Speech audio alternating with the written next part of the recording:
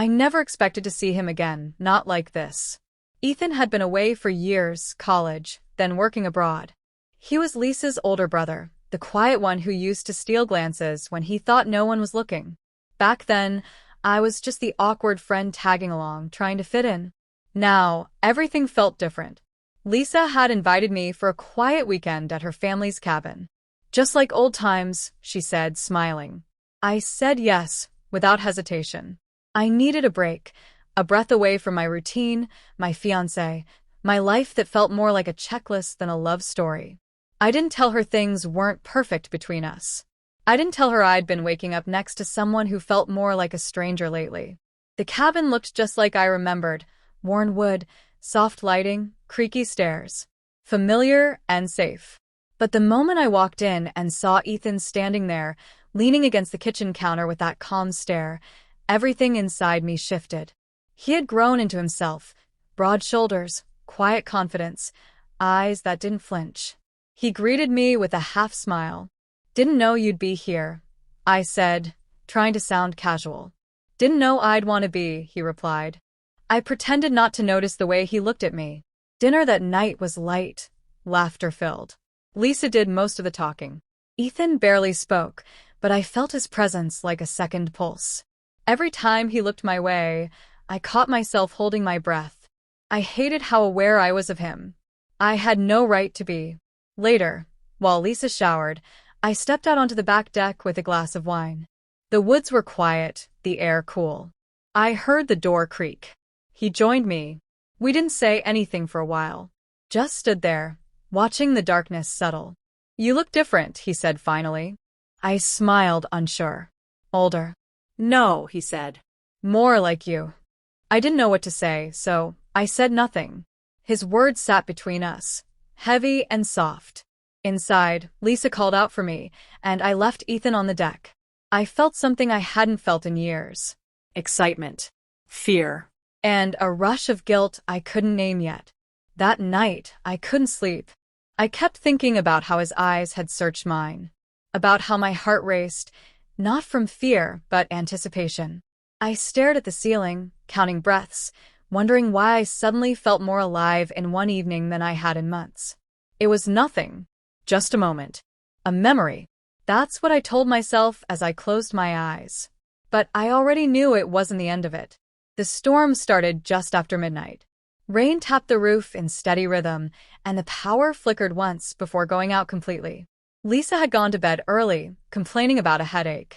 I stayed up, restlessly scrolling through my phone before realizing I wasn't really reading anything. I wasn't thinking about the storm or the dark. I was thinking about him. I heard footsteps. Ethan entered the room quietly, holding a candle. Figured you'd still be up, he said. I nodded. Storm's louder than I expected. He set the candle down and sat beside me on the couch. We were close. Closer than we should have been. We talked, but it wasn't small talk. It felt stripped down, like the storm had peeled away the polite layers we kept up. He asked about my life. I answered vaguely. Then he asked if I was happy. I paused. I'm supposed to be, I said. He didn't press, just nodded like he already knew the truth. There was something different in the air, stillness, weight. I noticed the way his knee brushed mine, and didn't move. The way his voice softened when he asked about my engagement. I didn't lie. It's not what I thought it would be. He looked at me for a long moment. You deserve more than settling. I should have stopped it then. I should have changed the subject, walked away, said something safe. But I didn't. I asked him if he ever thought about the past. He said, only when you're in the room. My heart pounded. It was so quiet, I thought he could hear it. His hand found mine. Just like that, no build-up, no question. And I let him. I didn't pull away. I didn't even pretend to be confused. It felt inevitable. His thumb brushed over my knuckles, slow and sure. He leaned in slightly, not enough to kiss me, just enough to erase the space between us. I used to wonder what it would have been like, he said, if I'd said something back then. I looked at him. Why didn't you? You were too good, he said. Too off limits. My mouth felt dry. I whispered, and now? His eyes didn't leave mine. still off limits. Doesn't change anything. We stayed like that, the silence louder than anything. His hand still holding mine. No kiss. No line crossed. But something had shifted. We both felt it. He eventually stood, said goodnight, and disappeared into the dark. I sat alone for a while, staring at the flickering candle, breathing in this new kind of wrong. The kind that didn't need a kiss to leave a scar. I didn't sleep again that night. I kept replaying every word, every look, every second we didn't touch but came so close. It would have been easier if he'd kissed me. Then at least I'd have something to blame. But the worst kind of temptation is the kind that waits. And I could feel it, waiting for me. I told myself I wouldn't let it happen. That night, after the storm, I repeated it like a prayer. I'm loyal. I love my fiancé. Ethan is just a shadow of something I never explored. But shadows stretch when you stop looking, and by morning, I couldn't stop seeing him in everything. Lisa left to pick up groceries. Said she'd be gone an hour. I was alone, pacing the kitchen, trying to focus on mundane things, dishes, windows, anything to distract me from how charged the air felt. He walked in without saying anything. Just stood there, eyes unreadable, and I knew. He wasn't asking permission. He didn't need to. I was already his answer. The first step toward him felt like gravity, not choice. His hand touched my waist, and everything I believed about myself unraveled. I didn't flinch. I leaned in. His lips found mine, and the second they did, it was over. All the guilt, all the reasons not to, it all drowned in that one kiss. He didn't say anything. Neither did I. It was fast but deliberate, messy but somehow gentle. His hands moved like they'd been waiting for years. I didn't resist. I didn't want to. My mind screamed at me to stop, but my body betrayed every single thought. It wasn't lust. It was release. It was hunger wrapped in regret. For a moment, time didn't exist. No past, no future, just heat and breath and skin. When it was done, we stood there in silence. I looked at the floor. He looked at me. There wasn't shame in his face, just honesty. That made it worse. I whispered, we shouldn't have, but I didn't sound convincing. He nodded slowly. I know. His voice was calm, but his eyes were storming. He stepped closer, brushing a strand of hair from my face. But don't pretend it didn't mean something. I didn't answer. I couldn't.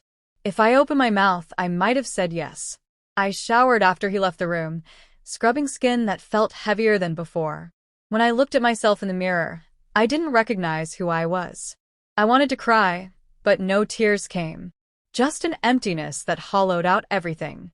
Lisa came back an hour later, cheerful, clueless. I smiled. Lied.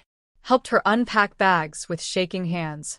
Every time I looked at her, I felt like glass.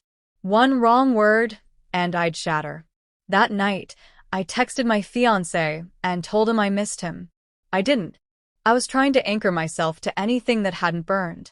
I laid in bed replaying everything, wondering how something that felt so right in the moment could feel like betrayal in the next breath. I thought I understood guilt. But real guilt doesn't scream.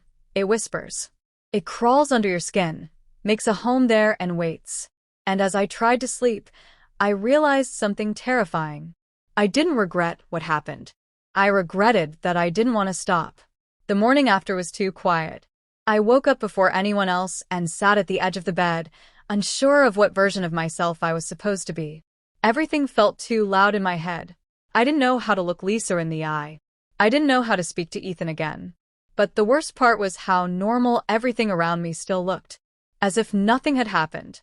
Lisa made coffee, talked about the weather, asked if I slept okay. I nodded, smiled, lied. She never noticed how my hands trembled when I reached for the mug, or how long I stared at the floor. Ethan walked in like he hadn't touched me hours earlier. Like he wasn't still under my skin. Our eyes met once, and then we both looked away. Back home, everything should have gone back to normal, but it didn't. I hugged my fiancé, told him I loved him, and hated how unfamiliar it felt. His arms were warm, but they didn't feel safe. They felt like a reminder of everything I'd broken quietly, without leaving a mark. The days that followed were filled with silence. I ignored Ethan's texts. He didn't push. Just sent one message that said, "I meant it." I didn't reply. I wanted to scream, to confess, to erase it. But I also didn't want it to be over. I missed him in a way that made me sick with myself. Lisa called one night to check in. She sounded tired. Said Ethan had been distant, quiet. I said I hadn't noticed anything. She laughed. "You always notice him." My stomach dropped. I changed the subject, but her words stayed with me. I wondered what she'd say if she ever found out. I wondered if she'd ever speak to me again. I thought about confessing to my fiancé. Thought maybe the truth would set me free. But the truth doesn't always come with freedom. Sometimes it comes with loss, with the sound of a door closing for good. And maybe I deserved that, but I wasn't ready for it. So I chose silence. I chose to carry it. Weeks passed. I kept waiting for the guilt to fade. It didn't. It just learned how to hide better. On the outside, I was still me, bride-to-be, best friend, reliable. Inside, I was rotting. Ethan stayed in the background, never asking for more, never forcing me to choose. But I knew if I reached out once, even slightly, everything would burn again. One afternoon, he sent one final message. "I'll leave you alone, but I'll never lie to myself about you." I stared at it for hours before deleting it. Now I look at Lisa and wonder what she'd see if she looked hard enough. I look at my fiancé and wonder if he feels it, how distant I've become.